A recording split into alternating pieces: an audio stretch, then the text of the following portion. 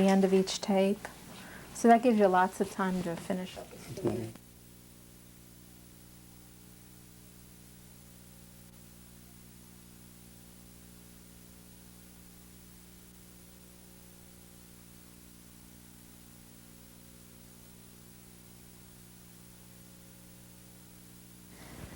Today's date is June 1st, 1997. The survivor is Ralph Rothschild. His name at birth, last name at birth was Rothschild. The interviewer is Gail Mermelstein. The interview is in Columbus, Ohio, in the United States of America, and the language is English. My name is Gail Mermelstein. Today's date is June 1st, 1997, and I'm interviewing Ralph Joseph Edward Rothschild in Columbus, Ohio, in the United States of America.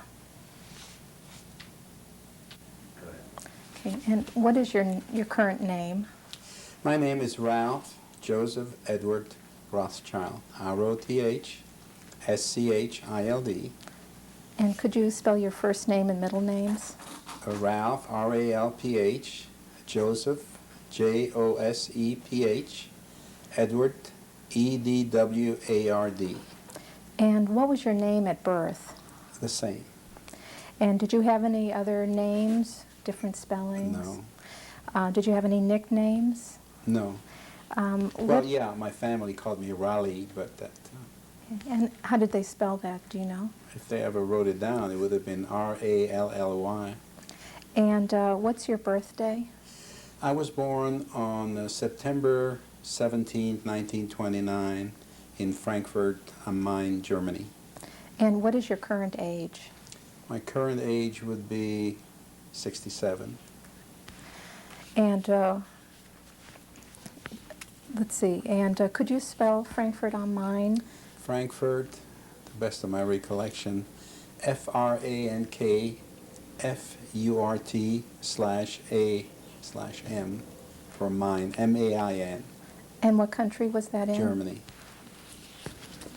Mr. Rothschild, can you start by telling me some of your earliest recollections about your family and growing up?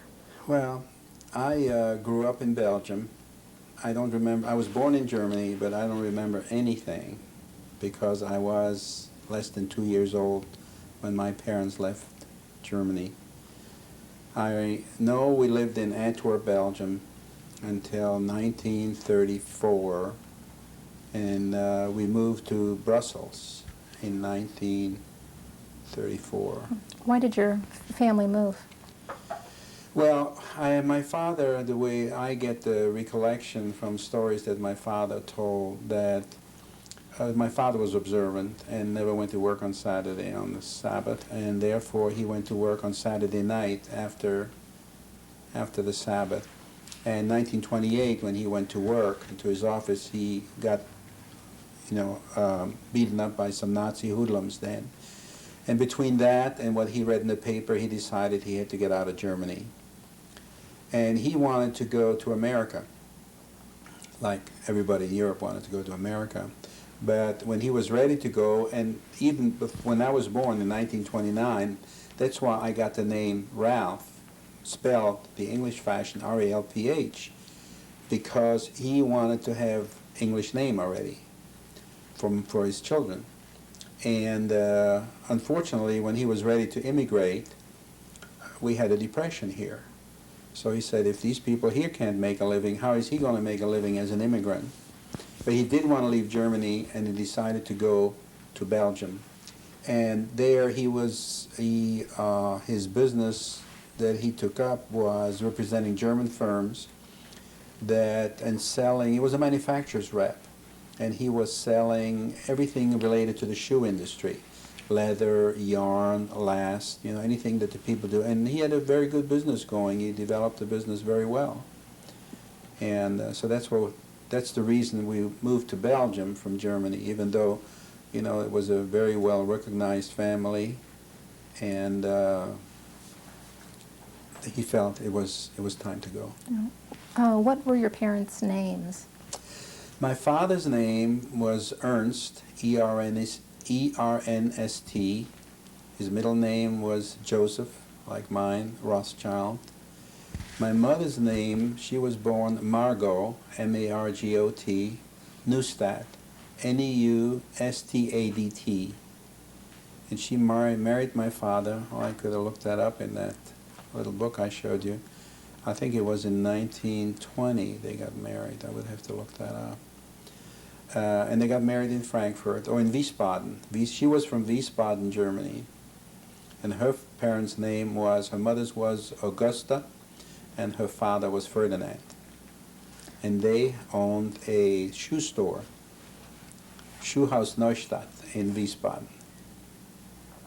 And did you have brothers and sisters? Yes, I still have, thank God. My oldest brother, his name is Harold. Now, he was born Hans, H-A-N-S, Erwin, E-R-W-I-N, and he was born on March 10th, 1921. My brother after that, Gert Eric, G-E-R-D and E-R-I-C. He was born on February 13th, 1924. And then I came, and then my sister, Jacqueline, she was born in Belgium. Jacqueline Rachel, that's a difficult one. J-A-C-Q-U-E-L-I-N-E, and Rachel, R-A-C-H-E-L. And she was born on May 13th, 1934 in Antwerp. That's the four of us. What kind of family? Were you a religious family? Or? Yes, my parents, my parents were Orthodox. We grew up Orthodox and observant. What does that mean? Did you go to synagogue every day or every Shabbat? No, but we went to synagogue every Shabbat, and we observed all the holidays, and we pray. My father prayed every morning, and which same thing I'm doing today. And we did that, and we kept all the laws of kashrut, and had an observant Jewish home like you would imagine. Did you go to a Hebrew school, or were you tutored? Well, we went. We belonged to a small German Jewish congregation in Brussels. I can't tell you anything about Antwerp, except later on I went to visit my grandfather there occasionally, but. We had belonged to a small synagogue of, I guess, German Jewish immigrants in Belgium. They were mostly Germans, and so they maintained the same rituals that they brought along. And they had some of the knowledgeable younger people taught what we call Hebrew school here. It was like a cheder, but except there was no real cheder in Germany. It was a Hebrew school, and they taught us, to read and to write and these things, as possible. Was that after, did you go to a public school also? Oh, yeah.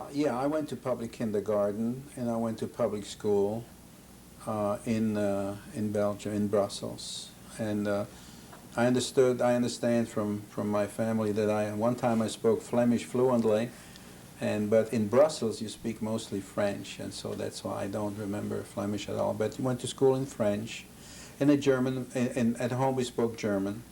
My parents, and they tried very vigorously to learn French, and they did very well, considering. Did you study English also? Not at that time, because I studied English after the war, when I knew I wanted to come to America, so I went to night school and studied English after the war. Did you live in a Jewish neighborhood? No, interesting enough, we did not live in a Jewish neighborhood at that time when we lived in Brussels. For whatever reason, I don't really know. But that's why we lived, I would say when we walked to synagogue, it was at least 35-minute walk to go to synagogue for us. But, Brussels was not such a big city in those days. And so, no, we didn't. I don't recall any Jewish neighbors, like you would have here in Cincinnati or Columbus.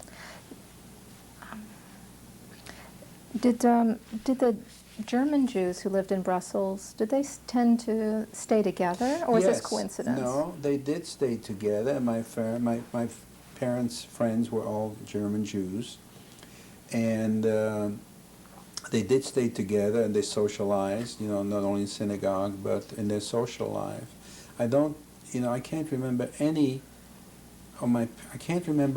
of my parents' friends not being German Jews, interesting enough.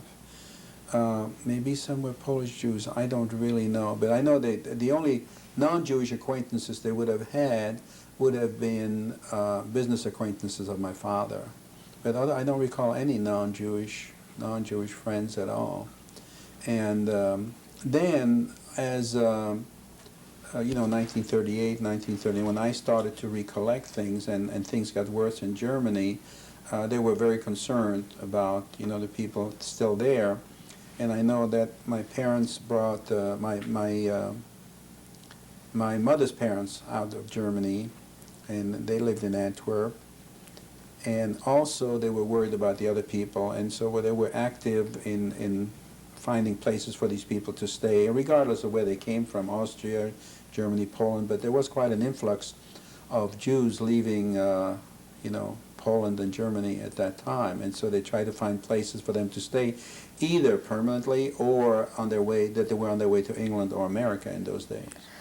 Can you think of any specific examples of some of those cases where you had, strangers coming to stay at your home? Oh, we had a lot of that, especially Friday night for dinner. We had a lot of that. And we had a cousin of my mother's that lived in Brussels also, and she had like a rooming house. She took in people, and they stayed with her. And then, they might have stayed 6 months, or they might have stayed 6 weeks until they could go on. And also they had, and so became a family, and the father was already in concentration camp. It was the Ichstein family. I don't remember the parents' name. I remember the kid's name. I'll tell you why in a minute. And the mother was on her way to England.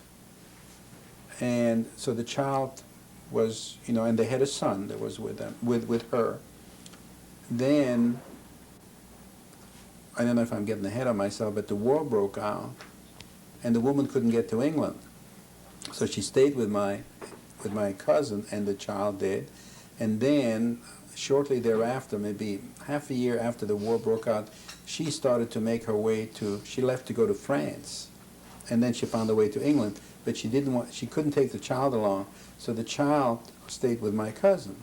When my cousin decided to go to France because her husband had been arrested and it was in France, she left the child with us. So my mother had another child during the war, to support and to take care of. What was the child's name? His name was Alfred, A-L-F-R-E-D, Ichstein, E-D-S-T-E-I-N. And he's now a famous professor in Israel. His name now is Shlomo. I just had it written down. Geshem or That's right. Geshem? Yeah, Shlomo Geshem. And he's, I think, a nuclear scientist. And he was so good to my mother when she was still alive. He always came to visit. Kid never forgot. Yeah. Are there any other examples of refugees coming through that you remember because of the experience or the talk? His name was Shlomo Deshen. Okay, D-E-S-C-H-E-N, Shlomo Deshen. I can't think of the names of the people. I know there was a group of 3 brothers who came, and they stayed with my cousin, and they came over to the house a lot. But I can't think of any. But there was an influx of people, and the people who had lived in Belgium for a few years, tried to make life easier. Like we take in the Russians that come now. Jewish community always comes together.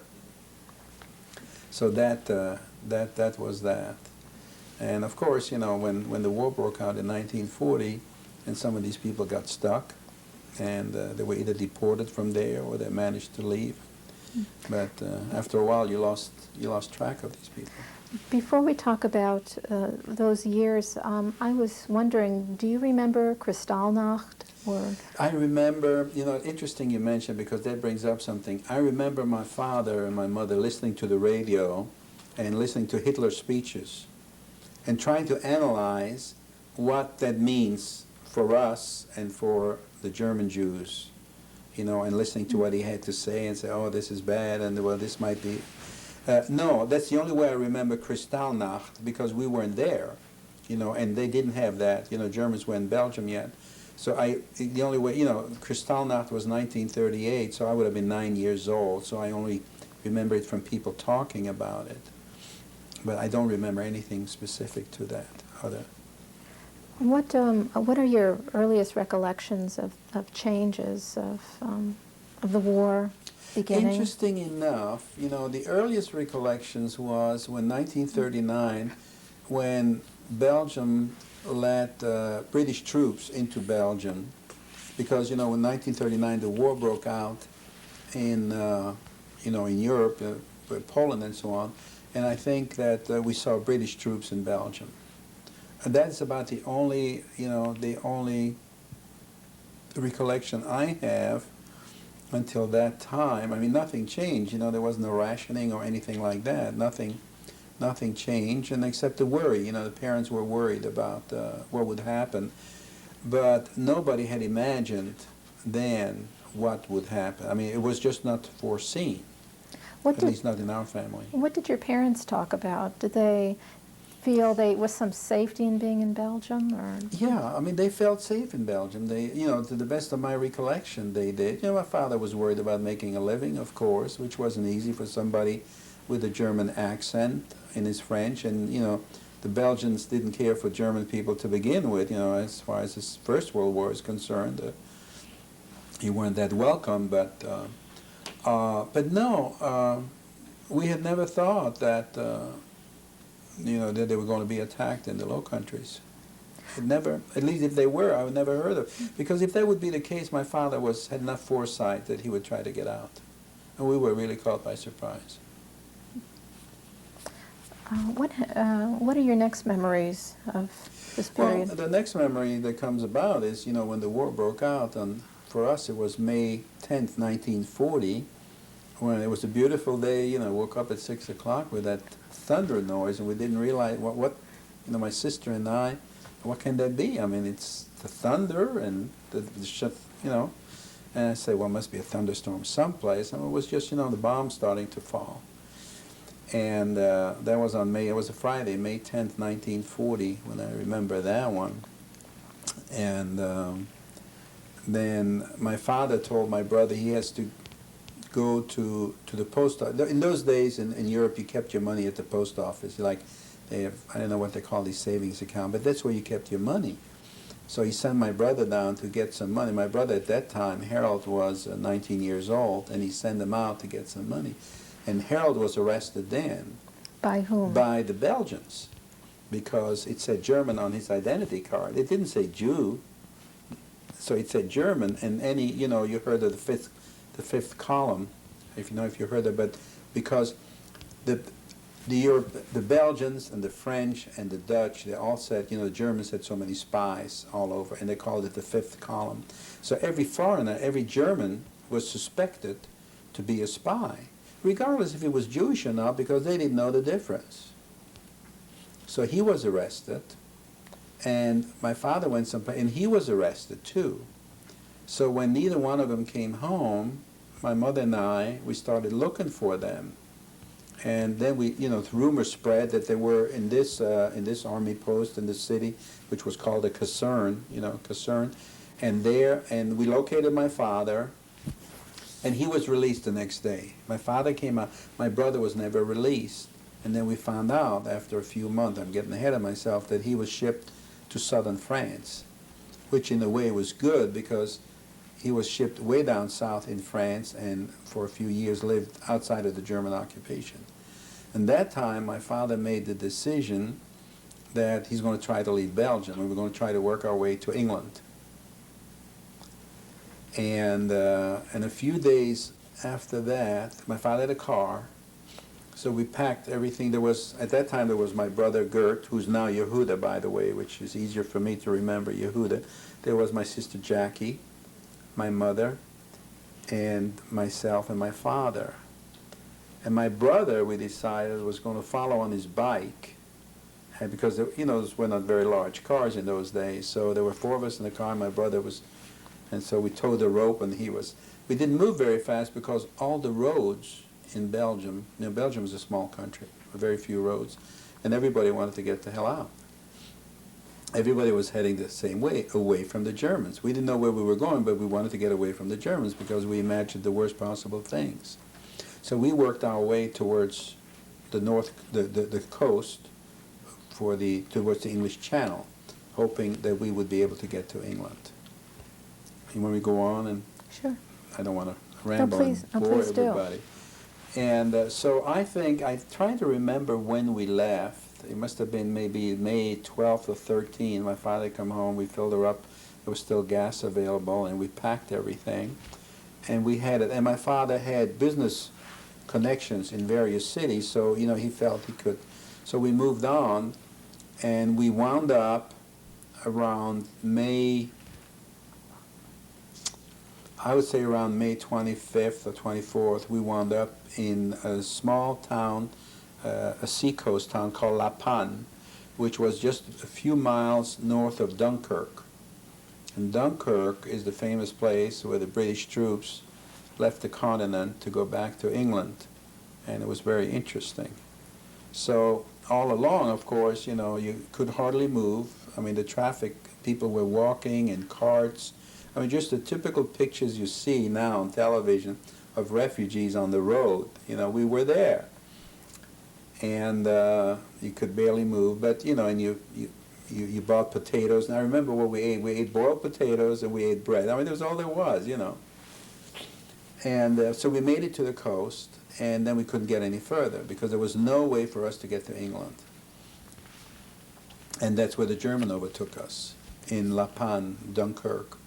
And it was a terrible, terrible night. I mean, I know it was about, I think, either it was May 27 or 28, because that's when the Belgian king abdicated, not abdicated, but gave up and said, okay, take what you want, we give up. Because they could, I mean, it was the whole campaign, everybody thought, French troops were so good and the English were so good. Well, nobody could resist the Germans. And the French ran away like they always do. They were gone. The Belgians tried to fight, the Dutch troops tried to fight, but they were completely outnumbered. And the British tried to fight, but the French couldn't be counted on. They were gone. And so we wound up there, and the interesting part about that, and I'm sure, whoever listens to this tape knows that from history books, that the interesting part is that when the British were cornered at the coast and had to get out, they started to park their trucks on the beach outward towards their ship and made like a pontoon, like a bridge, and that's why they walked on the roof of their. So one day all that was going on, and I found a 5-gallon can of gas, and I brought that home because that's the gas that helped us to get back to Brussels eventually. And then I was a kid, I was, how old was I? 10 years old, 11 years old. I found a flare gun. I brought the flare gun on my father. Oh, he said, throw that away, kick that out. But we were bombed, and we were really severely bombed then, and we had fires. We stayed at a hotel, and there were fires all the time. And then the night that the Germans walked in, it was a terrible, terrible bombing experience. And somehow or other, we got separated. I was with my mother and my sister. My father was with my other brother in the other place, and they had those famous, what they call the Stuka bombers, the dive bombers, and the noise that these, I mean, if you didn't need bombs to get, the noise alone frightened you to death of these things. And we were lying in a basement, we were hiding, and those damn things came in so low you could actually see their wheels. In those days they didn't have the retractable landing gear, and they were, I mean, it was, strafing. It was a horrible night. But we survived that too. This is the part of our survival story. And we survived that too. And when the sun rose on that Saturday morning, there we were, and the Germans were there. So now what do we do now? So my father said the only thing we can do is let's go back home again and see if we can, pick up the pieces, and at least we have a place to live. There was no way to go anyplace because we were really encircled as part of the British troops, completely encircled on both sides. You couldn't go to France. And La Panne and Dunkirk, Dunkirk was France, La Panne was Belgium. It was just across the border from each other. There was nothing we could do. So we went, worked our way back, took us a few days to get back to Belgium. And we got back to the house. The house was there. It wasn't our house. We were renting the house, and the landlord had cleaned everything out already, but he'd let us back in again. And that's where that segment of our life started. I mean, you know, I don't want to bore you with, and I don't remember everything about, you know, this trip on the road, but every time I see pictures of refugees leaving, you know, I can see, hey, you know, I was there, been there, done that, you know. It seemed to have taken a long time. You didn't go... It didn't take a long time. It didn't. And, you know, looking back at it now, it was just a matter of days. I think the whole thing lasted 3 weeks from the time we left to the time we came back. I'm sure we were back in Brussels by June the 1st. But distance-wise... Distance-wise, there's no long distance, and I think from a distance point of view, I can't, you know, my geography isn't that good anymore in Belgium, but it could not have been more, from Brussels to La Panne, to the coast, it could not have been more than 100, 120 miles. But, you know, if you only make 20 miles a day, what difference does it make? I mean, you ain't getting no place. When you were running away, was it only your family alone, or were there others with you? We were by ourselves. We were by ourselves. Everybody tried to run away, and some made it. Some got across to England, you know, by different ways. And but we didn't. You know, we just. But we were by ourselves, and we just tried. My father, I guess, in retrospect, trying to analyze what he did, he probably tried to, you know, maybe through the use of his contacts in the country, you know, he knew these factories and so on, that they would help him, but, you know, I don't think it managed. Or we just went wrong. We were not able to outrun the German advance, is what I'm trying to say. Had we been able to do that, maybe head south all the way, we could have outrun the Germans, but we were caught in their pincer, and so that's what happened. And then we came back, you know, back to Brussels and settled back in the house. Did you have contact with the German troops at this point? Were they... No, at that point we still didn't have contact with the German troops. As a matter of fact, as long as I lived there until 1942, we didn't. And later on, I understand my parents had, you know, as part of the, working for the Jewish community, and since they spoke fluent German and so on, they... Well, I know my father went, you know, and told him, hey, you know, I'm a World War I veteran, you know, thinking that that would help him, but didn't help him a bit. But who knows what helped, you know. So you're back in your apartment in... We were back in the house. We had a small, you know, a row house, that's typical there, and life started to go back to, as normal as it could be under German occupation. In the first few months of the German occupation, there weren't any marked differences in our lives, you know. Well, I don't think we went to synagogue anymore. I mean, that, you know, because a lot of people weren't there. But I went back to school. I know my sister went back to school, and, you know. To the same school as before? Yeah, to the same school. Yeah. And no, there were no, you know, at the first few months there were no changes.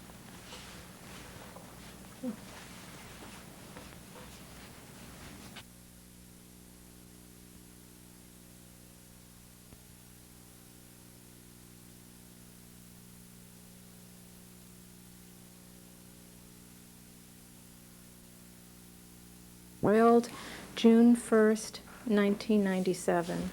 And Mr. Rothschild, we were talking about your family had returned to Brussels. They weren't able to escape from Belgium.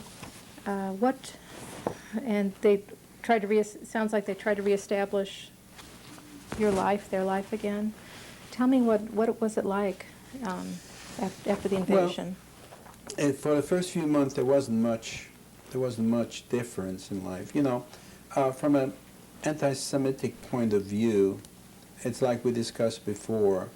Anti-Semitism in those countries, you know, especially with Catholic backgrounds, wasn't.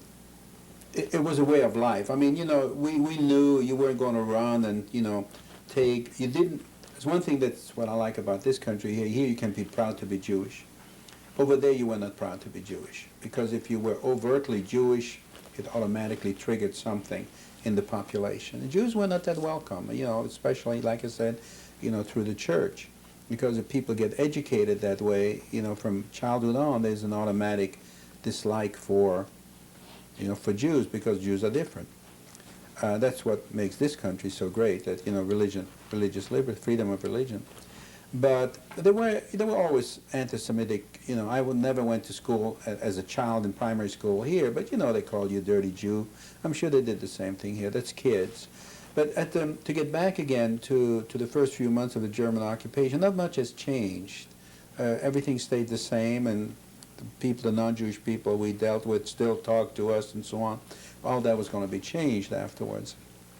It was a slow evolutionary thing. Rationing took place, and the Jews, people always had to, you had to feel your way. Where is this going to lead, and how are you going to live with it? It was a matter of evolution, and what can you get away with, what can't you get away with, what should you be doing, what shouldn't you be doing.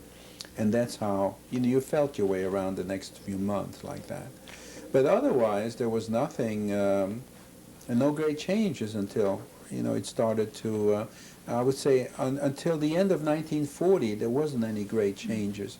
People had to register, and you had the Jew stamped on your identity card. Everybody of I think 18 above had to have an identity card in Belgium, and they listed your nationality, where you lived, and all that. Did your parents register? Oh yeah, you had to. I guess you had to register if you wanted to get rationing stamps, to buy food. What were some examples? You were saying that Jewish people sort of felt their way around. Can you think of some examples? Well, that's what I'm trying to think. But again, I was pretty young at the time. But again, there were. I know we didn't go to synagogue, but eventually synagogues opened up again.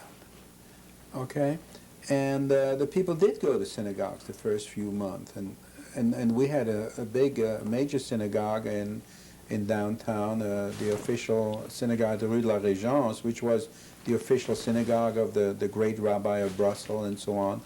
And all that, still worked. And people started to say, hey, maybe we can survive, maybe this isn't as bad, We didn't know too much about then. We heard about concentration camps, but we knew about concentration camps even before the Germans walked in. But they were not the Holocaust-type concentration camp. They were, gathering points.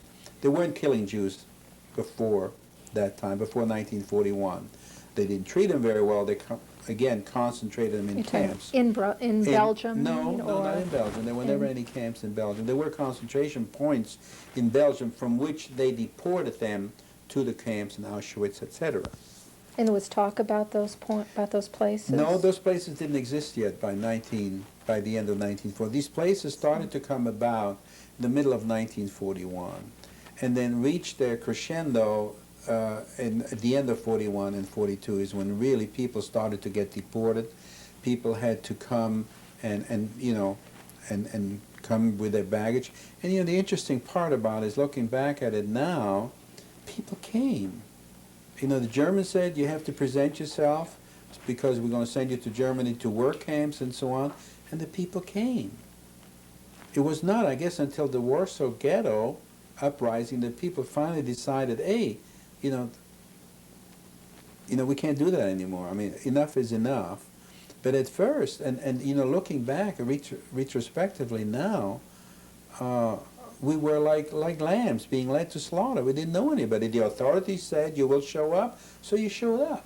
Which would never happen in this country. This was a European mindset. The authorities, it would have never thought to obstruct the authorities. Would your family have shown up if they had been called, been told to? No, well, it all depends when. I don't think so. I don't think so, but at first we didn't hear too much about the concentration camp, but eventually, by 1942, word had filtered back that this is no good, that you cannot go, okay? And that's what happened when around that time, my brother Yehuda went on Harshara, because I don't know if he could go to school, but my parents wanted him out of circulation, somewhere in the country. You don't want to walk the streets in the city where the Germans see an 18-year-old, Jewish kid walking around. You wanted to be out of circulation. So it was safer for him to be on a Hakshara than to be... Yes, and there were Haksharas being organized even then. there were Hasharas being organized, and hopefully that these kids could together then get out and go to Palestine. You know, we still had feelings that maybe we could work with the Germans and get something going, you know, get them to reason, and so that's, I think, that's what got my parents to work with the, you know, as be part of the Jewish community leadership and work with the Germans by saying, hey, you know, we can do this, we can do that, and, you know, and intercede on behalf of people to get something to happen. And again, that went on, you know, and like I said, I went to school, and until the middle of 1942. Before we go on, let me ask, was your father still able to keep his job? No, my father was not able to keep his business because the merchandise that he was selling wasn't available anymore, because now the Germans started to requisition everything to feed and to clothe and to shoot at German troops. So he had nothing to sell, and for the love of me, I don't know how he made a living. You know, I don't know what he sold, I don't know what, maybe he could sell something. And then what happened is they took away, the German firms wouldn't work with him anymore. Even though he had good relations with them, they said, we cannot work with Jews anymore. So he had to find, and he found, come to think of it, you know, now that that happened in 1938 or 39 already, and he had to find, he had some English firms, I remember it now, he had some English firms that he worked with, that he represented in Belgium. And that, of course, fell all by the wayside in 1940. So I really don't know how he made a living. But somehow or other, he managed to survive. I mean, we were never rich, you know, but I would say we were comfortable, but we were not spendthrift, but somehow or other, he managed to survive all the time and to feed the family. Was your mother working at all during this time, or was she No, my mother you? always worked with my father in his office, you know, whatever. But then I think she started to work with the Jewish community, trying to, you know, because the Germans wanted a leadership of the Jewish community so they can interface with. And I think that's about the time she started to work with them.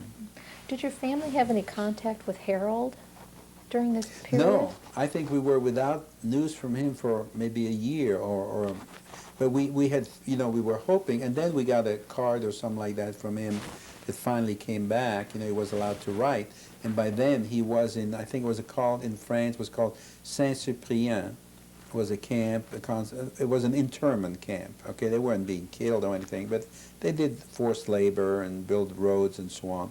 And from there he was sent to another camp called Gurs until, you know, I went down to meet him in 1942. But yeah, we finally got word from that he was alive and he was there. What, do you remember that communication? No idea. I don't remember. You know, I know we found out that it was either in the form of a letter or a card, or it might have been through the Red Cross. I think that's what it was. It's amazing how much you remember once you ask the right question. You're good. But now, you were still in school. There were still schools for Jewish children? Yeah, there was still school. You know, I went to regular school, and that was until 1942 now, when the situation got a little more tense, and Jewish children were not allowed to go to public school anymore. So now we're back, you know, in May, June of 1942. My brother was on Har Shara, and, you know, I don't know exactly what the thought process was of my parents at that time, because somehow or other I never discussed that with my father after the war.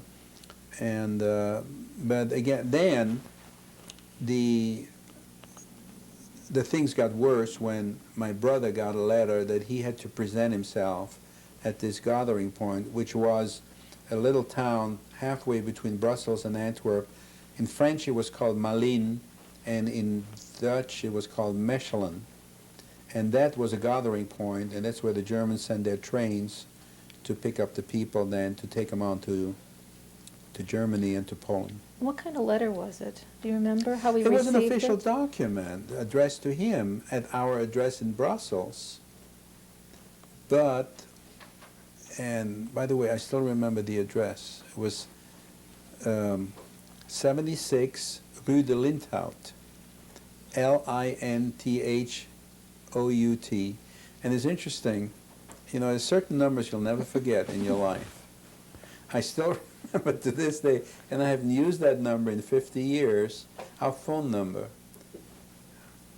It was 335023. I mean, I can't remember sometimes my own phone number today. I remember, and I was talking to my children the other day, and my kids remember the very first number they can ever remember where we lived in Silver Spring, Maryland. But, you know, it's interesting. Anyhow, I didn't want to digress and waste your time on that.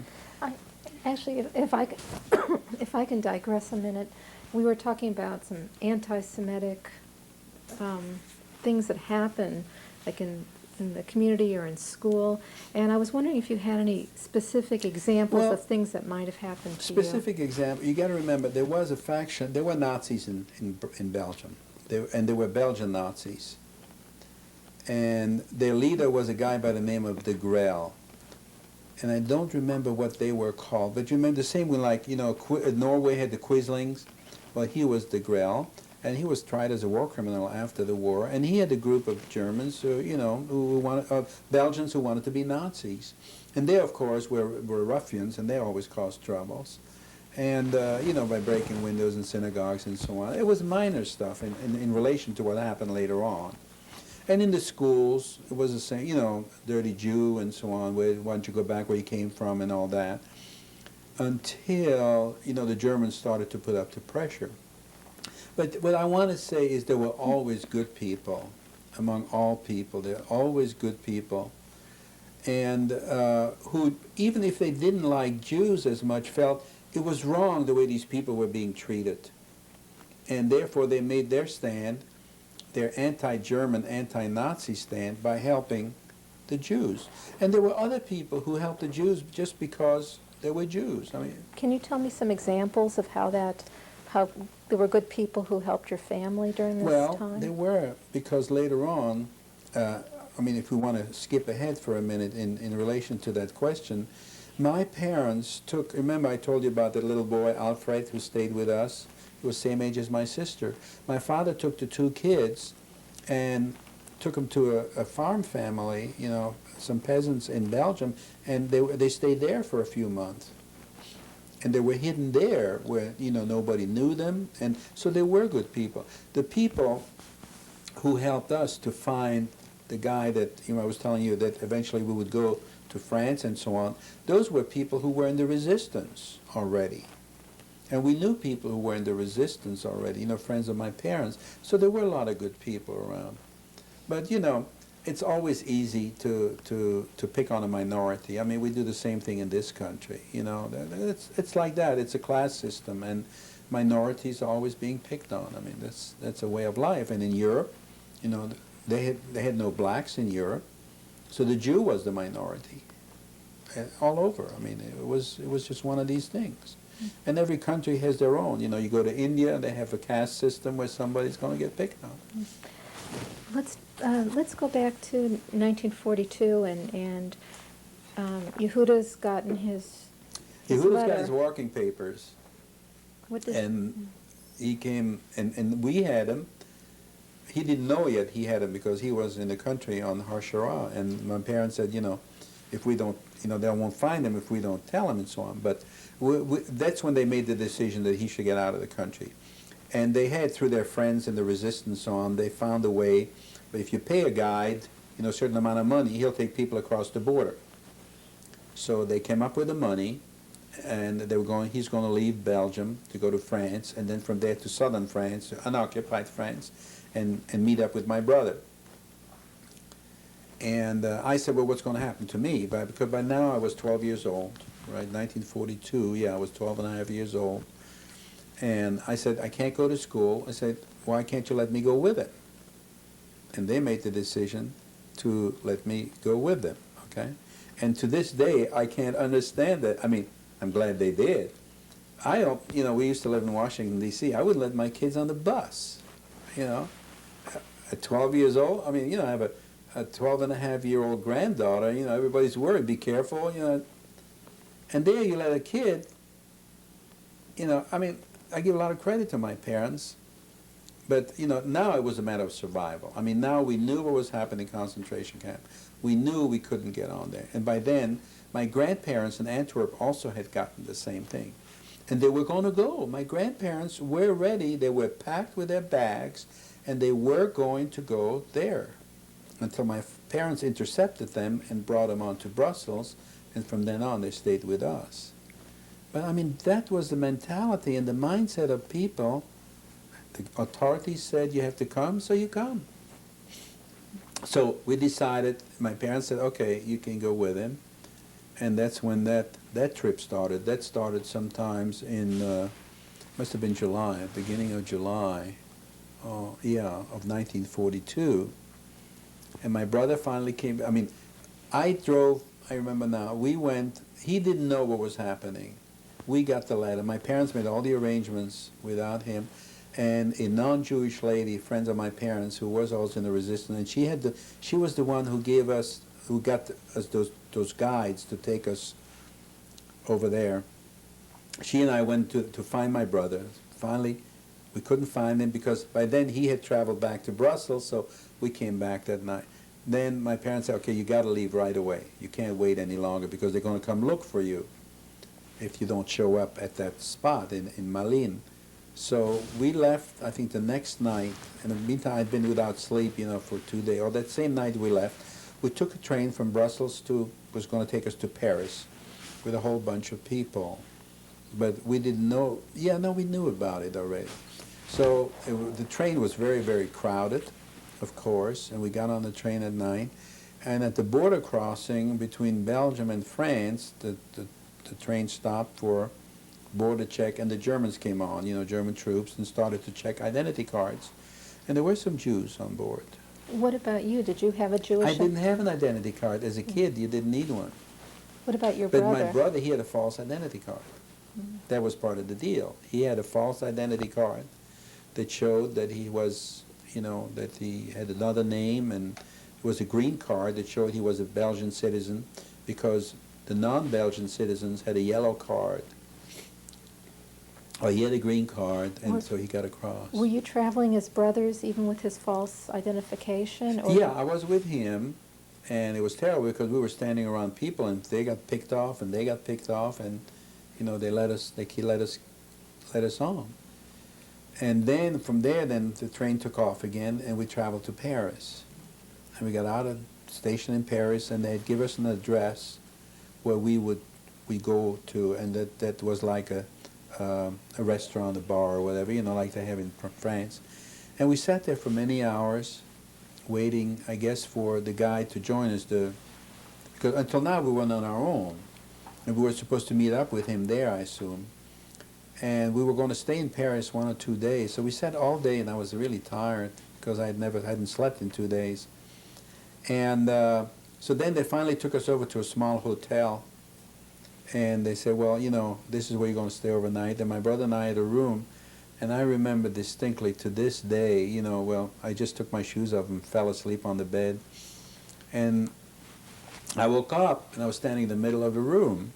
And my brother asked me, where have you been? I said, I haven't been anywhere. I mean, I've been here. I've been asleep, He said, no. I said, you were gone. I said, I was asleep. I can even tell you what I dreamt. And I told him I dreamt that I had gone back, it was maybe, half a mile, a few blocks, to that cafe, and I asked the waitress if you were there, it was me speaking to my brother, and then I came back, and I just woke up. That's what I was dreaming. He says, well, you were gone about 20, 30 minutes. Where were you? I said, I can't tell you. This is where I was. And I remember walking through the streets without my shoes on. You always dreams, sometimes without clothes. But I walked without shoes on. Okay, he dropped it. And then later on during the day, we got back to that place, and the waitress came up to him and says, your brother was here looking for you. Then it all came together. That I was sleepwalking, and I know I sleepwalked right by the German, the German Kommandantur, their office, the commandant, and that street. Nobody stopped me. Luckily, for everybody, I only had no shoes on. Imagine, otherwise, I might have, betrayed everybody. Who knows? So that was the first one of my, and we managed to get back. And so, it must have been that we finally analyzed it afterwards, that I was sleepwalking because I was so damn tired. I hadn't slept, I'm a kid, I hadn't slept for 2 days, and it finally got to me. And I was sleepwalking. And so then we stayed there another day, and he got the group together, and we took a train. How big was this group, by the way? I don't know. I can't remember. It was quite a few people, because now all the people got together, and now came the time we traveled by train through occupied France, and we traveled to a border, and I really don't know the geography of that. And interesting enough, I never spoke to my brother about it. I should have done that maybe before you came. And we got out of the train. It was at night. They had it timed. It was at night, and there was a whole bunch. Now I came up with a whole bunch of people, old people, young people, babies even, with women with babies, everybody trying to get into unoccupied France.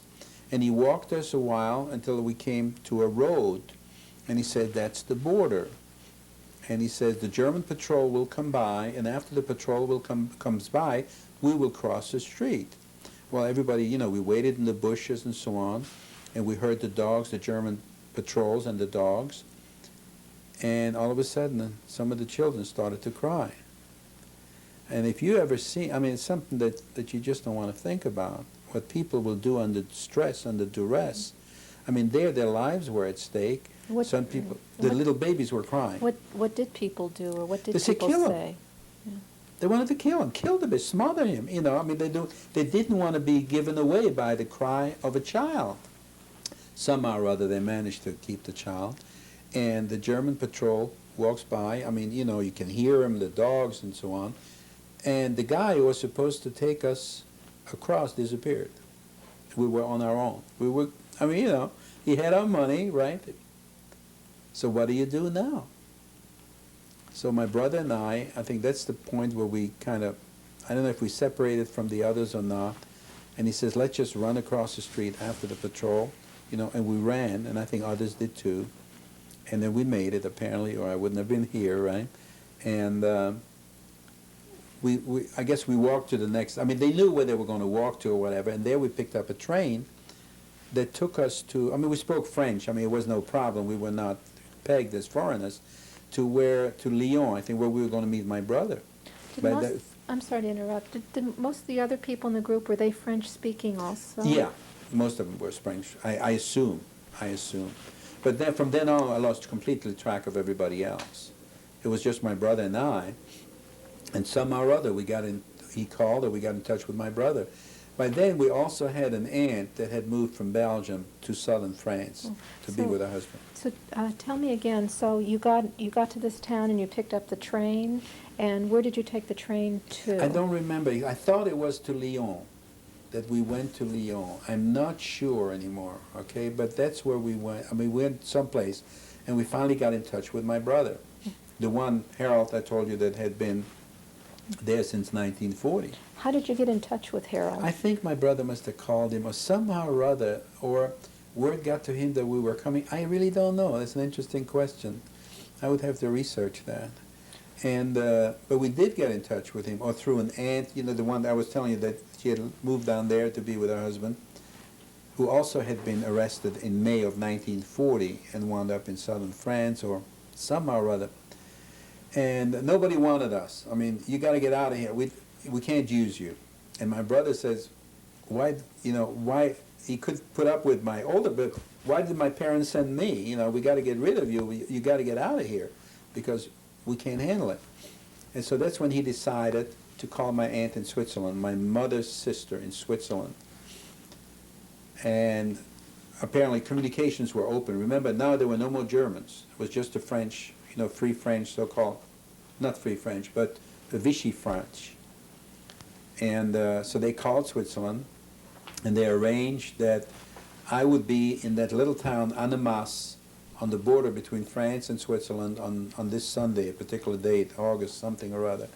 And my aunt should come on the Swiss side and just tell them, that she's here to pick me up, like this is going to work. Well, we didn't know it wasn't going to work.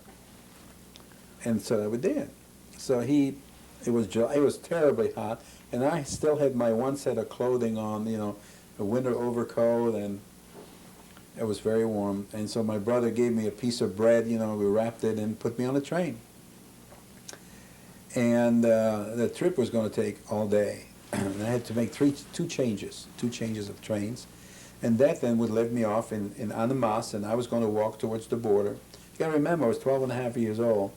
And there I was going to see my aunt, I was going to wave at her, and she was going to take me over, and that was going to work. So I got on the first train, and it was so crowded, I had to stand on the running boards. Now, I don't know if you're familiar with European trains, especially 50 years ago, but they did have running, the steps, and the train was so crowded, I couldn't get on. And I had to stand on the steps, and I hold on. And then the train took off, and we went, and to this day I'll never forget that one. The train started during the trip, came over a bombed-out bridge, and the bombed-out bridge had been rebuilt just enough to get the train across. No room to walk or anything. There was no banister or anything. And there it was over a gorge of some sort, and there I was hanging by the handlebars on the steps, and I looked down, and there was nothing down there, but way down there. I said, hey, I gotta get out of here. I can't go on like that. So I said, well, I wasn't going to do anything while the train is moving over that. If I fall, I don't want to fall all the way down there. We got over that bridge, and I started to crawl. Somehow or other, I said, I got to get in. I can't do that. The trouble was, the doors opened towards the inside. And therefore, when the people hadn't gotten on, you couldn't close the door anymore. There were so many people, so the door was up. So I crawled in. I finally found my way inside. So that was that part of it. And then I came to, I don't really recall where I had to change trains, but I know I was late. So I asked somebody where the train for the next station was, and they told me where, and I was late, so I was going to cross the track instead of going the way everybody. And I was just going to jump off the sidewalk over there and cross the track when somebody pulled me back, and the train came right by. My excitement, trying to make the next train, I didn't look left and right like parents always say, look left and right. I was going to jump on that track. Somebody saved my life by pulling me back, and zoom. So I finally made it to that other train and got on the other train. And that wasn't so crowded. That was the first change. The second change was the story that I sat inside and I started to talk to people. They talked to me, where you going? I was all by myself. And it was so funny. I got from one lie into the next lie. I didn't want to tell them what I was really doing. So I just couldn't extricate me of those lies. I don't know how I got out of it. But, they must have thought this kid was crazy, telling all those lies. And that finally got me to this border town of between France and Switzerland. So that's what I thought. I saw that little hand come up on your shoulder. I didn't know. This is as good a point as any.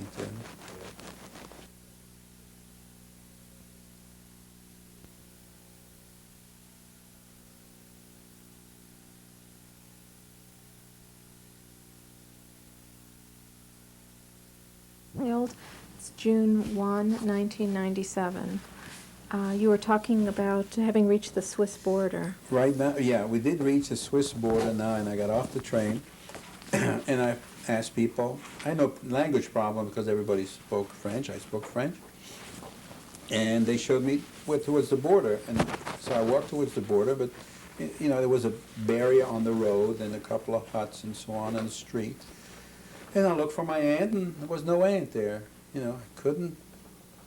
I said, well, how long can I stand here without calling attention to myself? Somebody's going to notice something, is going to come and arrest me or whatever.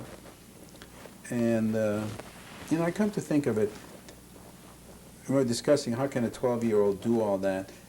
I guess the mind at that time, my mind, must have been 18 and not 12.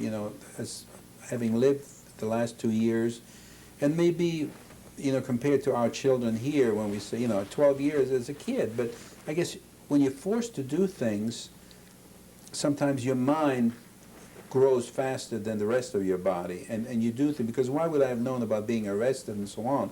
But I knew I shouldn't stand around too long because I was going to call attention to myself. So I said, well, I can't, it must have been maybe a half hour. I said, I can't stand here any longer. So I said, well, I'm going to walk up along the border, and maybe I can find a place where I can cross by myself. Excuse me. Because my family, my brother had given me an address of a Jewish social service agency in Geneva. And Annemasse, the border town, was near Geneva, wasn't too far. So if I can't find my aunt, I was supposed to go to Geneva, to that place, and then they would help me from there. So I started to walk. It was terribly hot, and I was hot. I'll never forget that day. And I started to walk. I found the barbed wire that marks the border, and I followed that. I was able to follow that for quite a while. Well, we're talking about hours now. I mean, I must have followed the first part at least for an hour, and then I came to, again, a little border post, and there was a little guy sitting in a border post, and there was a bicycle, his bike, I guess was, and I was thinking to myself, should I, steal the bike and make a run for it? I said, no. I said, that's no good, he'll catch me. So I kept on going, and finally I came to a spot. The barbed wire must have been about as wide as this room. It was this back and forth accordion wire, and the way there was. But I figured if I could wiggle my way through the barbed wire, on the other side there was a little creek. But the creek was pretty dry. It was muddy, and maybe the creek was 5-6 feet, and I figured I could crawl. And then, at the other side, I saw a field. I was always near the trees, and then all of a sudden it opened. I figured that's what I'm going to do. So I took off my coat because I didn't want to, snag it, and I threw it so that it wound up towards the end of the barbed wire. And then I started to, work my way through. But first I said, well, what if the barbed wire was electrified, right? So I wet my finger. Hey, come on, I was only, 12 and a half years old. I knew about that. I wet my finger and I touched it. And no, it's not electrified. And I went ahead and did it.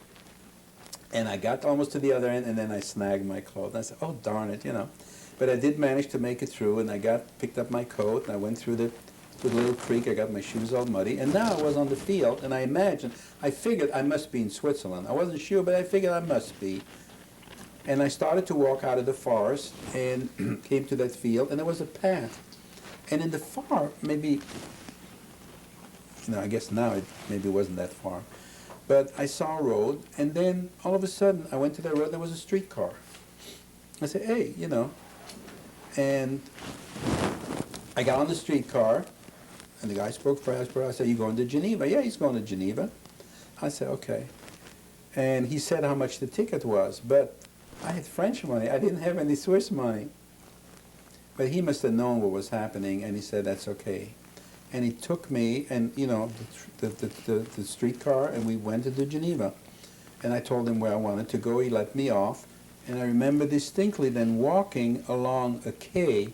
There was the lake was on one side, and I was walking along the quay. And I hear a whistle. Now, I have to stop for a minute and tell you, we have a family whistle that I don't know where it came from, but my parents, so whenever you saw somebody on the street that, for our family, you whistled. So you turn around, it was my brother, my father, I hear that whistle. As I'm walking in Geneva, I turn around, was my aunt. My aunt with one friend of hers who had traveled from Basel, where they lived, to Geneva, and they had gone to the border and to pick me up, and they were late. By the time they got there, I was gone, which is a good thing, because if they waved, it would have never worked. It would have never worked. They would have arrested me on the other side, and it would have been the enemy. It would have been a cake of soap by now. So, that's that story. So that night, thank God we found each other. And that's the picture I showed you before that we can see. That's what I was. And we took the train that night to Basel because they had heard, and this has been reconfirmed now, that the Swiss were deporting people back to where they came from, Jews that came illegally across the border. And they were afraid that, you know, maybe if they go back to Basel where they live and they have connections, that it'd be safer than if we were to go to the police in Geneva, say, hey, the kid just came, you know, nobody probably. So we went, we went back to Basel that night, and the next day we went to the police in Basel with my uncle and my aunt. And What were their names, by the way, your aunt and uncle? My uncle, his name was Ephraim, Ephraim. My aunt's name was Gerda, Gerda, Eisenman, Eisenman. And he was Swiss family, Swiss citizen. She came from Germany, from Wiesbaden, and married him, and she got Swiss citizenship that way. And they came from a very old German Jewish family living in Switzerland for many, many generations. So we went to the police, and they interrogated me and didn't believe my story. That couldn't be. You know, I told them the same story I'm telling you, except it was probably more vivid at the time. And I said, well, that's the story. Well, they didn't believe it. By then, you have to remember, I was 12 and a half years old. My bar mitzvah was coming up. My father had taught me some of my bar mitzvah Torah reading and a little bit already. It was August. By then, it was early August, and my bar mitzvah was supposed to be August 29th, according, the Jewish calendar and so on. And so anyhow, they were going to put me to jail, but they didn't have a jail for a kid. So they let me go in, with my family, but I had to come every day back to the police station and report to them. And they kept on interrogating me and trying to find if my story would change, but the story never changed. But every day, 5 days a week, I went back and said, hey, I'm here. Sometimes they talked to me. Sometimes they said, okay. And then I had, in the meantime, my family arranged for a small bar mitzvah, and I was bar mitzvahed in Basel. Tell me about that a little bit. Was that something you promised your father, or? Well, it was something you couldn't imagine doing without. I mean, a kid is 13 years old. He's going to be bar mitzvah. It was not a matter of promise. It was something that, you do. And you got to remember, here, if a kid doesn't want to be bar mitzvah, all right, so he won't be bar mitzvah, But in Europe, it was unheard of. At least in our circle of you bar mitzvah, that's a big day, and so on.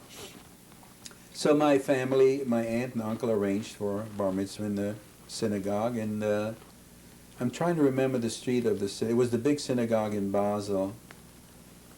I can't remember the name of the street. Do you remember your bar mitzvah portion? Yes, bar mitzvah portion was Kitavo. And I read from the Torah the first and the third portion. I remember reading. I did not get to learn the Haftorah yet, and I did that. And I was called to the Torah, and my family, my aunt and uncle arranged for a little. I had no friends. It was strictly for them, really. And I remember people gave presents, but I had no clothing, so everything was, I got like 70 or 75 handkerchiefs. Everybody thought the kid needs handkerchiefs and socks. And my uncle's sister was very active in the Jewish community, helping refugees, so they took me and they got some, secondhand clothing and so on, and so I was dressed. But, so then finally the Swiss police wanted to put me into an internment camp, because they didn't want, kids like me roaming around. I mean, dangerous spies, they just didn't believe my story. A kid could not work his way across not only the Swiss border, but the Belgian border, the French border, and so, I mean, who is the guy that brought you across? What they really wanted to know. I said, there was no guy that brought me. I did it on my own. Well, I could, looking back now, I wouldn't have believed myself either if I would have been, a grown-up in those days. It was just one of these things. So then, as we got after the bar mitzvah, they did put me in a internment camp. And, oh, I remember the name of the street of the synagogue, in case it might be important. It was Leimenstrasse Synagogue, the big synagogue, Leimenstrasse. And I think a Rabbi Klein was the rabbi at the time. So they did put me in internment camp, and it was in French Switzerland, French part of Switzerland. The city, the little town was called Leysin, Leysin.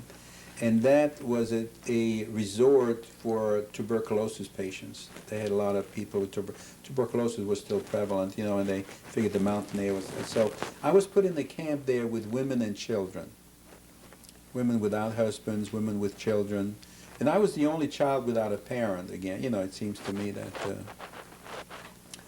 So, I got to tell you a little anecdote here, that maybe somebody's going to laugh at it one day. It was very cold there. It wasn't much heat. Why would you give heat to the refugees and all that? And I had a little room all the way on the third floor under the roof. I mean, it was bitter cold, and the bathrooms were downstairs. So for me, if I had to go to the bathroom in the middle of the night, I had to walk all the way down. Well, it got a little too much. So one night, I decided, hey, I'll just open the window and I'll pee out the window. And I did that a few nights. It worked well. I mean, not bothered nobody. Until one day, I got called in the commandant's office. I said to myself, hey, this is good. Maybe I'm going home. I can go back to Basel. This is great. And he really reamed me. I mean, that apparently there was some woman, some family had a room underneath, and they hear that pitter-patter every now and then. It really bothered them. So I couldn't do that anymore. But I thought that was funny, I told that my story to the kids, and they still laugh about that one. But it saved me a lot of steps in the cold, Well, anyhow, I stayed there for a few months. I really don't know how long I stayed there, maybe 6 months or something like that. And then my aunt and uncle were able to get me out of there and bring me back to their family in Basel. So I stayed with them and started to go to school. And Were there other Jewish kids in this school? Or? Yeah. There were Jewish kids in that school, and part of the Jewish community. And it's interesting, in Switzerland, religious education, you didn't have Hebrew school per se. Religious education was sponsored by the state. So once a week, the Jewish kids went into a classroom, the Catholic kids went into a classroom, the Protestant kids, and they had different clergy people come and teach them. And it was official, Hebrew education. So I did go to that. Did you have a difficult time being at your age and having been out of school for a few years?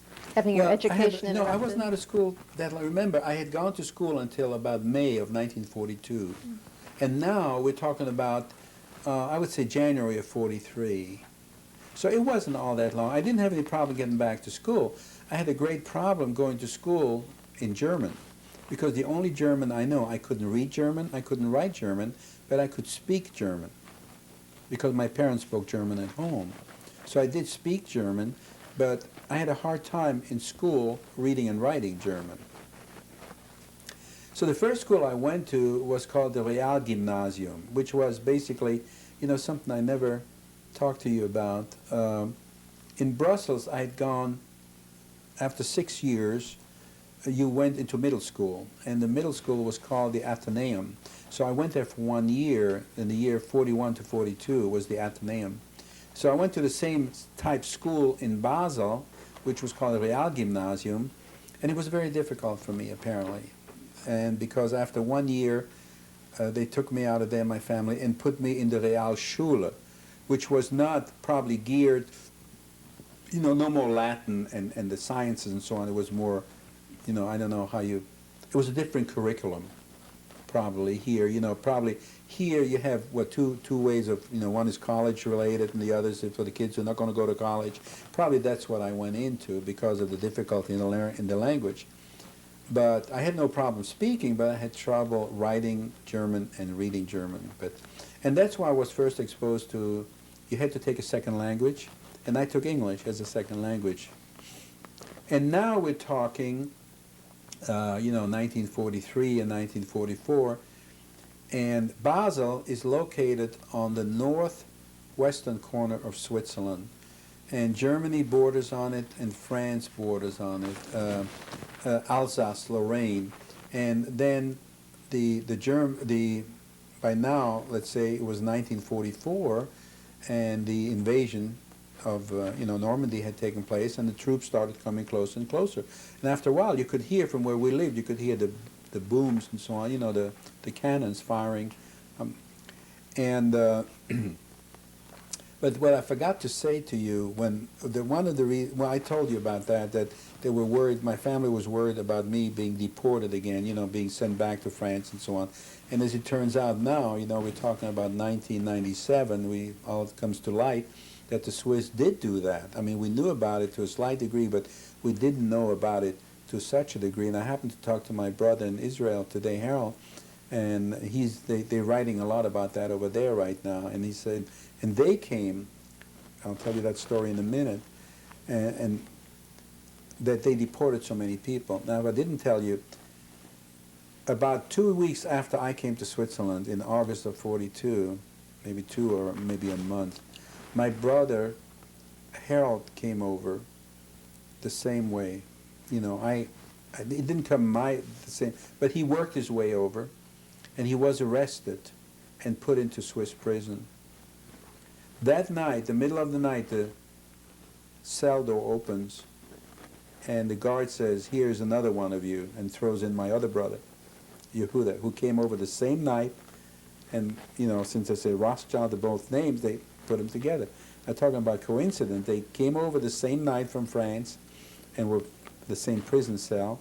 And they didn't know that. And they didn't know either one was coming. And then they were put in different internment camps. They were also in internment camps in Switzerland, but those were work camps that they went for men. And nothing, and then occasionally they got furloughs from there, and they came to visit, and then, but they came close. They were concerned, or maybe they didn't know how badly it was, but they could have been deported, and luckily they were not, because my brother told me today, people who came a week before got deported, people who came a week afterwards got deported, and they didn't get deported. Did you have any contact with your parents? None whatsoever. Well, let me get back to that. I did, when I got to Switzerland, to Geneva, and then went to Basel in early August or late July of '42, we did not want, my aunt said, we don't want to write the parents that you got here all right, that you escaped and so on, because the Germans are censoring all the mail. So what they did, my aunt and I went to a photography studio, and they had a picture taken of my aunt and me together, and we sent a postcard from Switzerland saying that, didn't say anything about parents, didn't say about sister, just, "Dear Margot, we just thought you might like a picture of us, we haven't," something very innocuous, very non-threatening. And that's how my parents found out that I got to Switzerland. They had no idea that I was going to go to Switzerland. They thought that we were going to stay in southern France, if they had thought about anything like that altogether. But this gets me to think about, I don't know if this is a good time or not, to tell you the story about my sister and their little boy. After I left in 1942. Apparently later on things got much worse for my parents, and they had to go into and my father took the 2 kids into hiding at a farm. And maybe he went to visit them a month or 2 later on. I remember these kids were then, 1942, they were 7 years old. And so the farmer, the farm wife took care of them and said, "Well, it's time for them to go to bed." They said, "Mr. Rothschild, do you want to put them to bed?" So he said, "Sure." Took them upstairs. The kids got undressed, and then before they went to bed, they kneeled on the side of the bed, and they started to say Catholic prayers. And that upset my father terribly. And he says, "I don't care." He says, "I'd rather they die as Jews than they live as Catholic," or something like that. If something happens to him and his wife, he said, "What's going to happen to the children?" So he made arrangements. He brought the children home again, and they stayed during the war with them in hiding. My grandparents stayed with my parents, and somehow or other they all survived. They were all in hiding. Your parents and yeah, Jackie well, and it was a semi-hiding. My parents were still coordinating the Jewish community, interfacing with the Jewish community and the Germans, etc. to see that they got, ration papers and people, medical care, etc., etc. And the thing was, maybe that's what saved my parents' lives, was that the Germans were always very organized. And the Germans, everything was written down. And that story I have to tell you later on, what I was doing when I was in the service here. Everything is written down, everything, they had the name of every person that was sent to concentration camp. And most of the time they knew what day they killed that person. It was written down. And now helps us retrace records and so on. But they knew, it was, this person was shot on this day. I mean, they were meticulous. They were up, just taken with keeping records. I can't come up with the right word right now. And so my parents survived, and so they were active in the Jewish community, and they helped people, and I don't know if they got paid or not, but then after a while they had to go into hiding completely after the invasion and when the troops came. But then in 1944, I think they were liberated sometimes in September or October 44, then, that danger, that's how long they survived, and then the rest of the time they went hungry, but that's a different story. But tell me about liberation. Did you hear from Well, them see, first? Or? Well, then when they were, there was no communication. Or I think maybe my aunt wrote the letter occasionally, but they definitely didn't write to Switzerland how they were or anything, because that was too dangerous. But she wrote, Switzerland was a neutral country, so they felt it was all right to write a card, very innocuous, that Raleig's all right, and my children, so the parents knew who I was by then, and that everything was. That's all they knew. Didn't know what I looked like. They just knew everything was all right, and they didn't write. It was too dangerous for them to write back. So from liberation, but then when they got liberated, then we got mail, and especially the Red Cross was very helpful in those days, that you could write letters through the Red Cross that got there. So that's how we found out that they were all right after the war, because in Switzerland we did find out. But there were no phone calls or anything like that. So this went on now, and now we get to May 1945. And May 8th was VE Day, I think, something like that. And in the meantime, I had worked, and my aunt had worked, that, I wanted to go back home now, because the Germans had gone. There was no reason why I shouldn't go, except there was no food, and I had no travel paper, I had no identity paper, I had no nothing.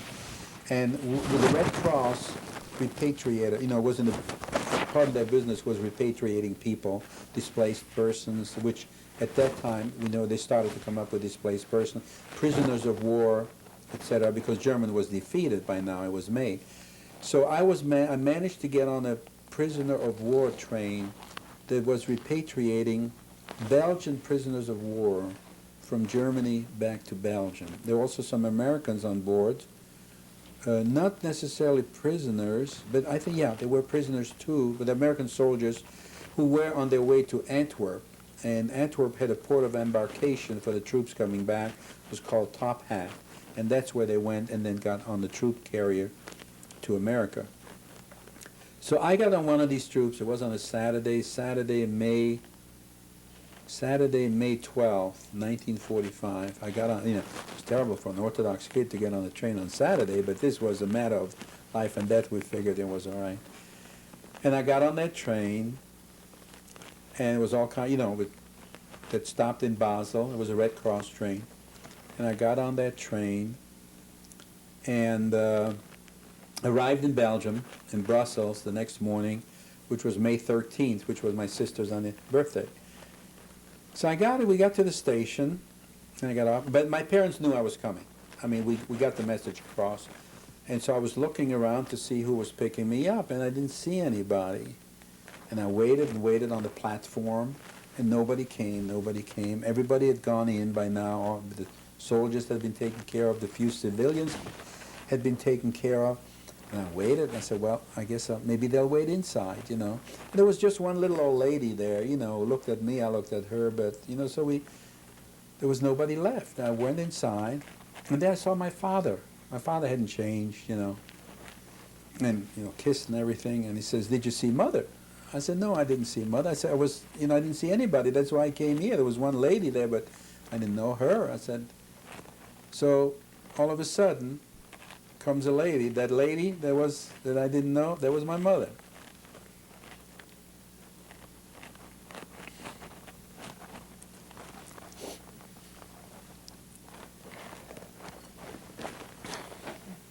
Why did the war age her so much? Was there... Well, she was, it turns out afterwards, I found out that she had a tubular pregnancy during the war. And in those days, you didn't, it was not a small matter. There was surgery involved and everything. It's just surgery. But people, even in wartime, people will do things. And she was emaciated. I just didn't recognize her. And I showed you that picture of my mother and her mother. Well, that was afterwards. You should have seen a picture of her before. So I didn't recognize her. And, well, everything was all right after that, And so we went back. But she didn't recognize me either. What about Yehuda and Harold? Did they come back? Interesting enough. Harold had experienced a lot of bad health and had problems and broke his leg and so on. So he came, he came back maybe a month or a few weeks after I did from Switzerland. Okay, and he worked on a cane and so on. My brother Yehuda never came back. He went from Switzerland to Palestine in 1945. He didn't want to come back to Europe. He wanted to get out.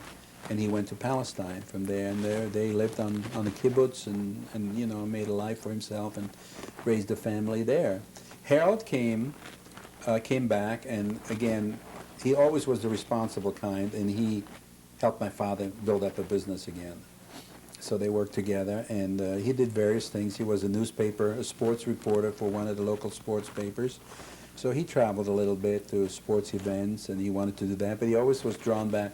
It was an old German custom that the eldest son, goes with the father in the business.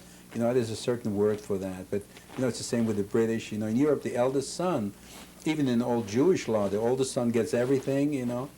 And so he always felt responsible. And maybe my father played the guilt game or that you got to help me and so on, and he did. And he always, when I gave him a lot, even later on, he always took care of when my mother was in an old age home in Israel. He was there every day. He retired, and his wife died of leukemia. And then all he had to do was take care of my mother. And I am grateful to the day I died that he took such good care of my mother. Yeah, he came back in June and so on. And you want to go on from here? Yeah, so your family resettled back in Brussels? Yeah, we still lived in the same old house that we had lived, and we started, resettling. By then I was 15 years old, right?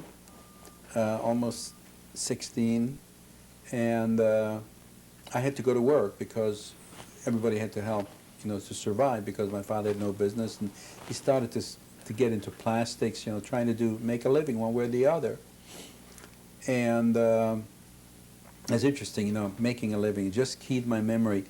You were saying, how did people make a living from 40 to 40? Interesting, a lot of people went into the black market. And a lot of Jews went into the black market. And believe it or not, a lot of Jews dealt with the German troops. They bought from them, they sold to them, anything to make a living. I mean, it just came back to me. I hadn't thought about that in 50 years. Do you think your father did that? No, I know he did not. Well, he was in the black market probably, but not... He bought from one person, but definitely not with the Germans. Definitely not. But, everybody did what they had to do to survive, and sometimes you had to do black market. But after the war, they got care packages from America, and somehow or other, my father got in touch, or they got in touch with him. My father's mother was related to some American Jews by the Rosenwald family. The Rosenwald family, they were part of the people who started Sears and Roebuck. And they had a charitable foundation, and they were looking for family members in Europe. Or it could have been that I had two aunts in America by now. They had come here in 1927, my father's sisters. And maybe they found out about it, and they gave their name. But anyhow, we got some help from the Rosenwald Foundation in Europe. to survive. I saw that.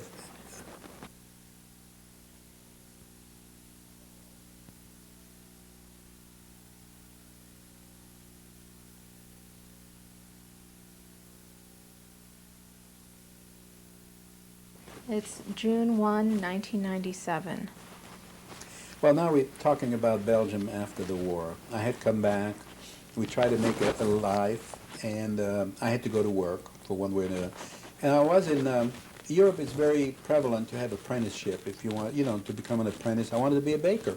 And so I wanted, I would have loved to do it. I had a position all figured out, but my parents wanted me to come home, and I went home. And then when I came, my parents found me a position as a apprentice to a dentist to become a dental technician. I didn't know from dental technician or whatever, but I said, well, why can't I be a baker? Well, it seems to me that, for German Jews in those days, for the son to be a baker wasn't really, so good. I mean, things have changed a lot in 50 years, but I couldn't see anything. But I think my father, it wasn't highfalutin enough or whatever, maybe I'm wrong. So anyhow, I became a dental technician. I learned to make false teeth and so on, and I did that. And also in my spare time, I belonged to a religious Zionist organization. Definitely believed in Palestine and in Aliyah and all that. And, a lot of friends belonged to, the organization was called Bachat, which is really what in Israel now is called, basically the religious, B'nai Akiva, that's what it's called in Israel now. It's religious Zionists. And I had all intentions of going to Israel. And then in 1947, my uncle came to visit from America. Uncle Julius Gerson came with his wife and told me all these great stories, okay? I also had another, I have to tell you that. I mean, my kids are going to hear that. I had a girlfriend in Belgium. We were kids, 16 years old. And she said, well, their father said they're going to go to America. I said, well, then I'll go to America too, right? That's a long story. But anyhow, and after all the good stories he told me, I said, I'll go to America. I mean, there was no future for us in Europe. And then I was 16, 17 years old, and there was no future in Europe. And I went to school at night school, and learned English. And I thought I spoke passably good English. And finally decided in I got everything ready, and I embarked in Antwerp in February the 12th, February the 10th, 1948. By yourself or with By myself, yeah. We decided, I'll go first, and then, by now I'm used to travel by myself. I mean, what the hell? So I went by myself, of course.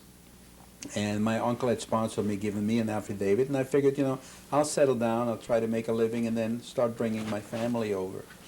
So I left February 12th, 1948 on a ship, a converted troop, well, it wasn't really converted, it was a troop transport that had been used to bring American GIs back and forth. The name of the ship was the Marine Jumper, SS, Marine Jumper. And it was a troop ship. And it stopped in Le Havre, and then it stopped in Southampton, in Cobb, Ireland, and then it came over. It took me 12 days to get to New York. And I was all excited. I was going to see the Statue of Liberty everybody had talked so much about. The weather was pretty passable. The Atlantic was choppy. I didn't get too seasick. And I got to New York the night before, and when I got on deck in the morning, all I saw was snow. I barely saw the Statue of Liberty. It turns out, I didn't know that until, there was one of the worst snowstorms New York has ever had. And I had my uncle come pick me up at the boat, a guy Julius Gerson, who had been here to visit the year before. And we had to stay in New York the first night because he lived in Scranton, Pennsylvania. We couldn't get back to Scranton that night because the snow was so he was well off at the time, and we stayed at the St. Moritz. And I've never been in a hotel in my life. I mean, this is America. I mean, this is great.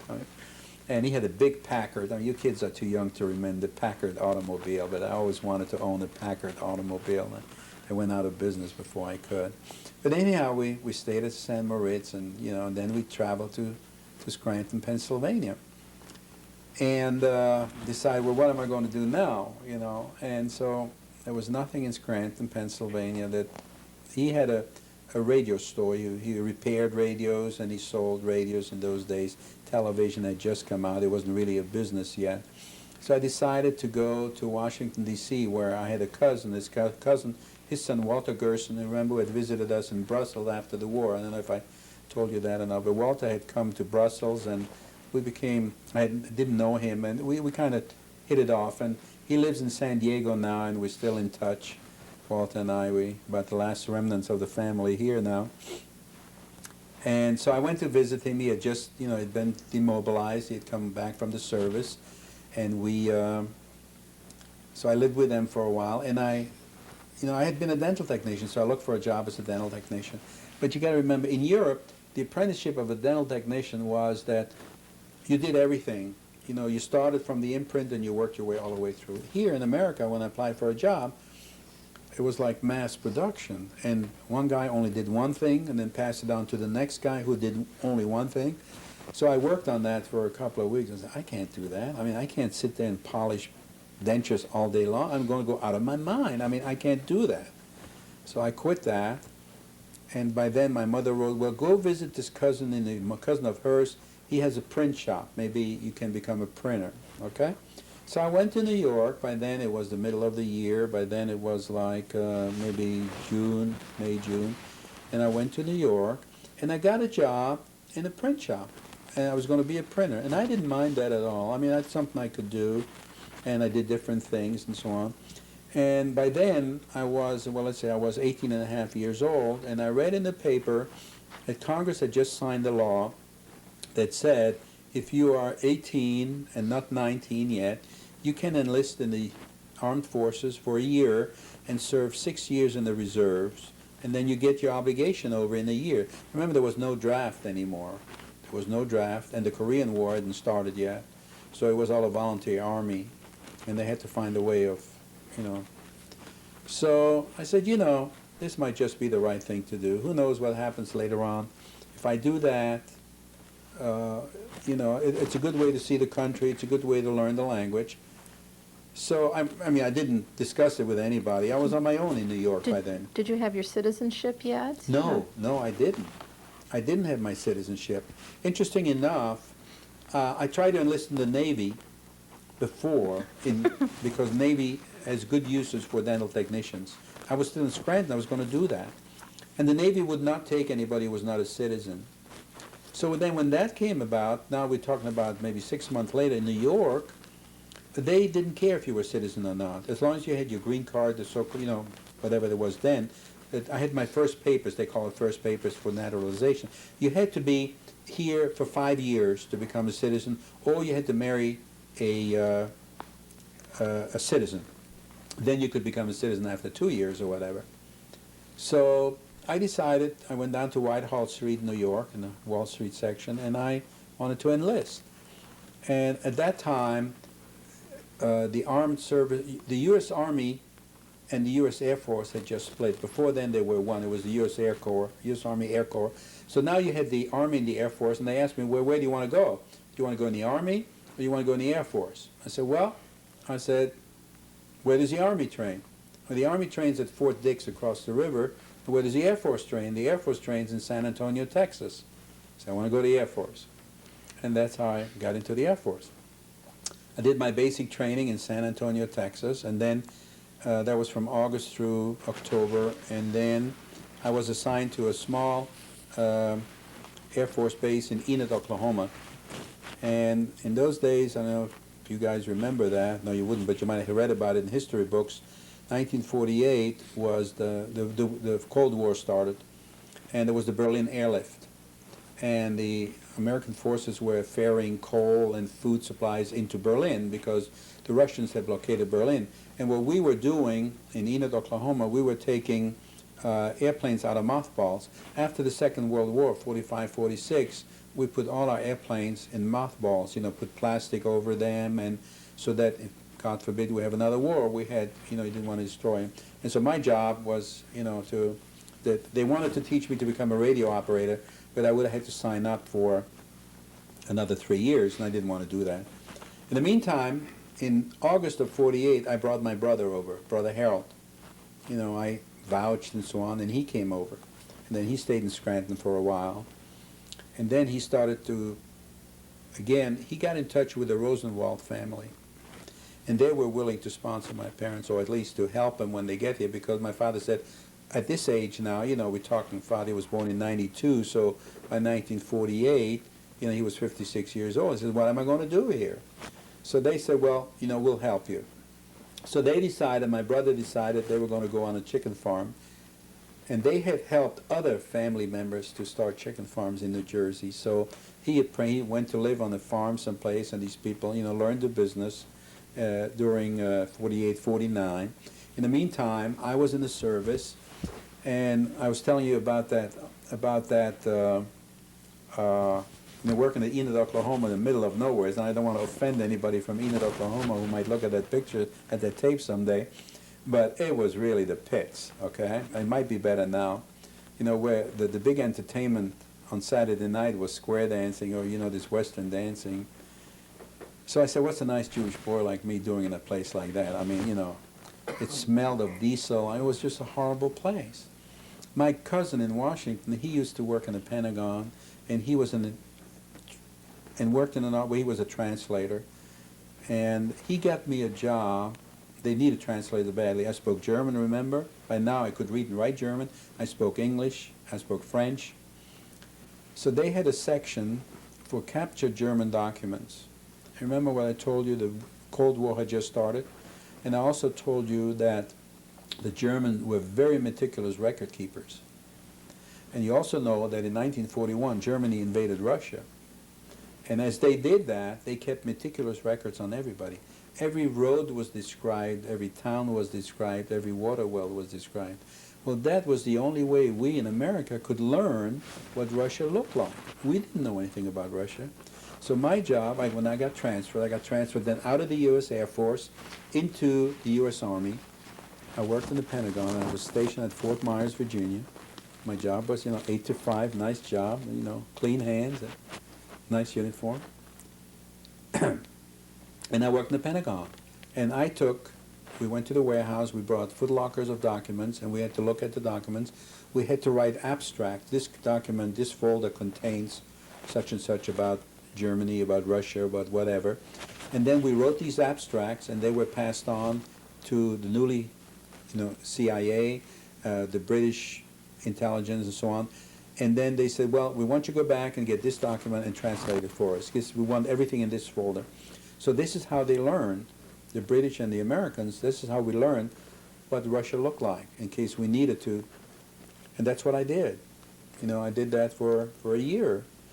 And then I wanted to stay in the service. I really enjoyed the life in the service. You know, I enjoyed what I was doing. I got promoted regularly, and it was a nice life. But then by then, April of 49, my brother and I brought my parents over. By the time my first enlistment was up, was August. Actually, I was in the hospital for a while. And then my father needed me, and so I got out of the service, and I went to Vineland, New Jersey. By then, they had bought a farm. And with the help of the Rosenwald Foundation is what I was trying to say, and we know we're all very grateful for that. And so we started working on the chicken farm. That was in 1949. And we bought a very dilapidated place, and my brother, you know, I never held a hammer in my hand before. I mean, we didn't, but we learned and we did it. And after a while, we ran out of work for all of us, my brother and I. So we decided I was going to find myself a job, and he stayed on the farm. So I still lived home. I found myself a job. I worked for Seabrook Farms as a soil tester. You know, we drove out into the field, and we took samples, and then the afternoon we went back into the lab and we analyzed it, and and then we wrote a report, and these 100 acres need that kind of fertilizer, and this 100 acres needs more all that stuff. I don't remember all the terms. And then in we did that, and I worked there for a couple of years, and now it was 1952. And we had made some friends. You know, it was German Jews have a tendency to congregate together. And there was a lot of German Jews in Vineland, New Jersey, and they had children, my age, my brother's age, and we formed a little club we called it Music Appreciation. And every week we met at somebody else's house, we schmoozed and we listened to music and so on. And that's where I met Ruth's sister, my wife's sister, and she had a party. She says she's having a birthday party for her sister who's going to be 21, and she invited. At that time, my brother Yehuda had come from from Israel to visit with us. So we went to a birthday party, and somehow or other I had met her once before at her parents' house, and I didn't care for her. We just couldn't hit it off, And then at her sister Hannah had a birthday party, her 21st birthday party, and so I called her sister the next day. I said, how do I get in touch with you? So do you mind if I get in touch? I didn't date. I just didn't have the American mindset, dating. And I really didn't have much of a youth, like kids date and proms. Never knew that. I always worked. I mean, by now, but I was 12 and a half years old when I left home, and I haven't been back since, basically. Been on my own ever since. I'm always complaining. I never had a bedroom to myself. Even today I don't have a bedroom to myself. And so that's how I met my wife, and one thing led to another. And her father was an electrical contractor. And he said, well, if she, and so he must have said something to her if she was serious, and she said, well, apparently I'm serious. So he said, well, he's got to have a trade. So I went to work for my father-in-law as an electrician. And I learned the electrical contracting, being an electrician. And we got married in 1953, May 24th, 1953. And so, 1,000 jokes I could tell you now about getting married, but I'm not going to say that, But the happiest day I've had in my life, the day I got married, I hadn't had a happy one since, but I don't want to go into that. She'll be on the tape later. She'll be on the tape later. Yeah, she'll get even, probably. So, but we've been, married 44 years very happily. And so then we had our first child, and I was working for my father-in-law, and I started to take correspondence courses because, I knew how to do it, but I want to know what makes electricity work. Ruth never did like Vineland, New Jersey. She left after she graduated high school, and then she met me. She worked in Philadelphia when I met her as a dietitian, and she never liked Vineland. And she wasn't happy in Vineland altogether. And then one thing led to another, and one day I saw an ad. No, what really happened was it was snowing in Vineland, and my father-in-law had called off work. But my wife had a part-time job at the hospital, so my mother-in-law called, and and I talked to her. And then I said, well, you want to talk to Ruth? She said, well, what is she doing home? Why isn't she working? I said, well, if Pop said the weather was too bad for us to drive, I'm not going to let her drive, So that didn't go over too well. She felt she had to go to work. So we decided we had to get out of Vineland one way or the other. And I saw an ad in the paper for IBM, and IBM was looking for people, custom engineers they were called. So one day it was one of the holidays. I was not as religious anymore, by the way. Somehow or other, after I came to America, my Orthodox tendencies changed because I started to get smarter. And they were conservative Jews. And I really liked conservative Judaism. And to this day, I'm, really motivated conservative Jew. So I went to take a test with IBM in Camden, in Philadelphia. And I didn't pass the test. There were 10 questions. They wanted to see if it'd be worthwhile coming back. By that time, my brother had a job in Philadelphia also. He worked on the farm and then also had a job in Philadelphia at Case Strauss and Company in a tobacco import firm. And he said, well, why don't you go to Camden, the IBM office in Camden, and take the test there? So I did. That's a good idea. I did, and I passed the test there. And they said, yeah, come on back. And we'll talk. By then, I had to tell my father-in-law that, we're considering that. And he said, you'll never pass that test. Well, don't ever tell me I can't do something.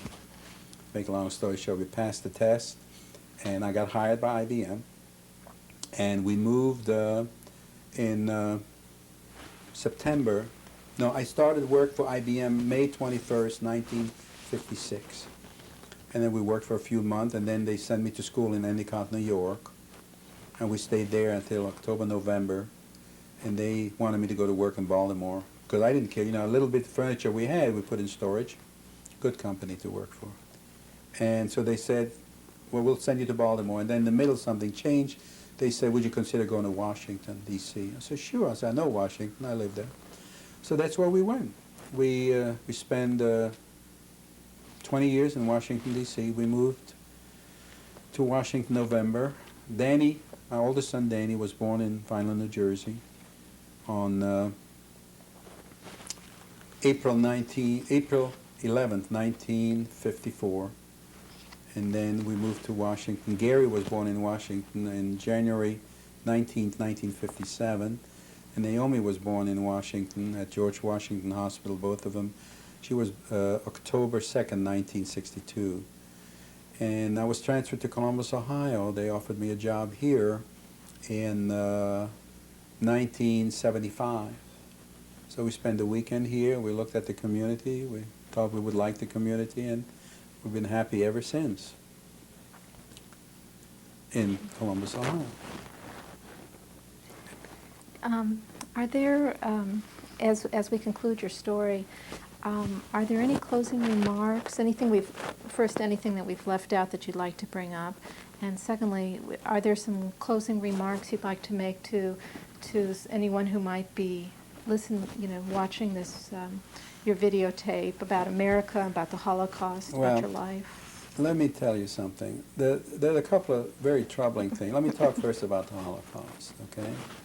And that can get emotional because that's a real problem. And the question is, why was I and my family spared? You know, what is the reason that I'm sitting here today and I buried both of my parents in peace and quiet? I did not lose any close relatives. My mother did, cousins, that's close. My wife lost her aunts, her grandmother, my mother-in-law lost everybody. Why is it that my family and I were spared the way we were spared? We're no different than any. So that's a very difficult question to live with, by the way, because I cannot go to any. I have a difficult time going to any Holocaust, memorializations. I could never go to. I haven't been back in Germany. Not that I would know what to do.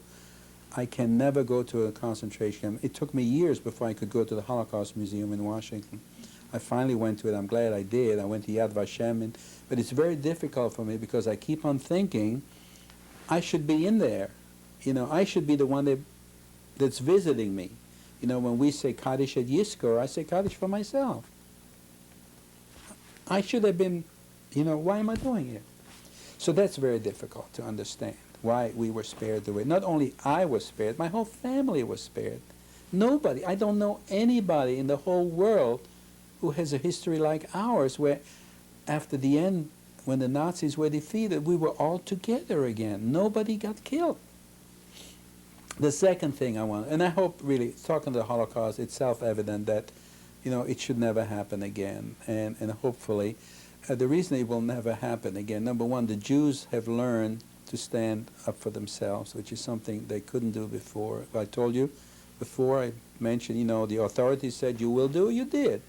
Now, with the establishment of the State of Israel the way it is, in 1967, was a tremendous time where the rest of the world finally found out that the Jews are not sheep going to slaughter, but they can stand up for themselves. The establishment of the State of Israel in 48, and then the war in 67 especially. So we should live in such a fashion that it doesn't happen not only not to the Jews, but to any people. What's happening in Bosnia and the African countries. It's just, in one way, it's human cruelty. Man's inhumanity to man, and we haven't changed much. We just pick on other people now.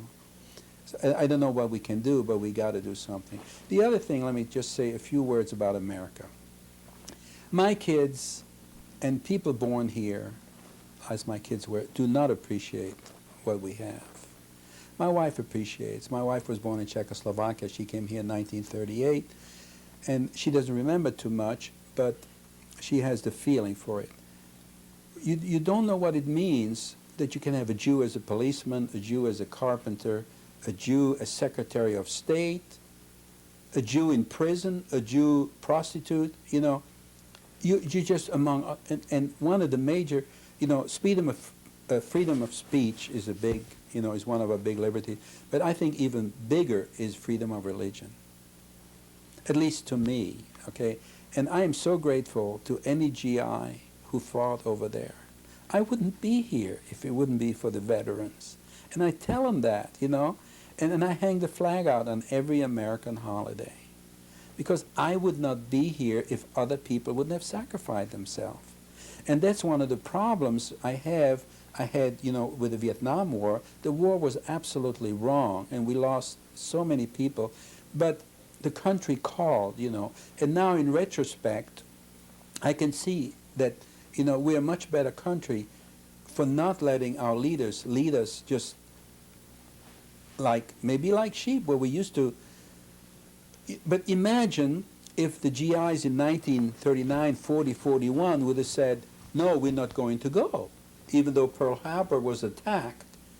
You know, I really believe that the day that saved the Jews was December 7, 1941, when America was drawn into the war, because I don't know if America would have gone to war, and then what would have happened?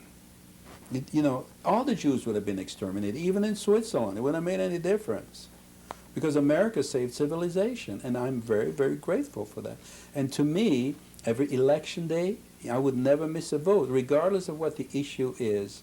But I'm an American. It was the proudest day of my life when I became an American. I have finally had a nationality and a purpose. And people who live here and grow up here don't always appreciate the freedoms that we have, and we have to do everything we can to maintain that. And, you know, even sacrifice our lives to maintain that freedom for the others, for my children and their children. So, you know, what else can I tell you? Well, I want to thank you very much. Well, I thank you for coming and taking the time and talking to me, and I hope I didn't bore you.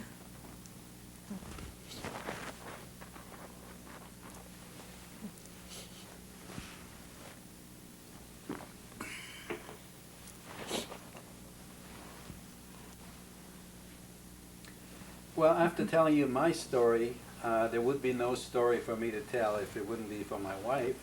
And I would like to introduce my wife, Ruth, who has been my mainstay on all these years. And without her, I could not have done what I did.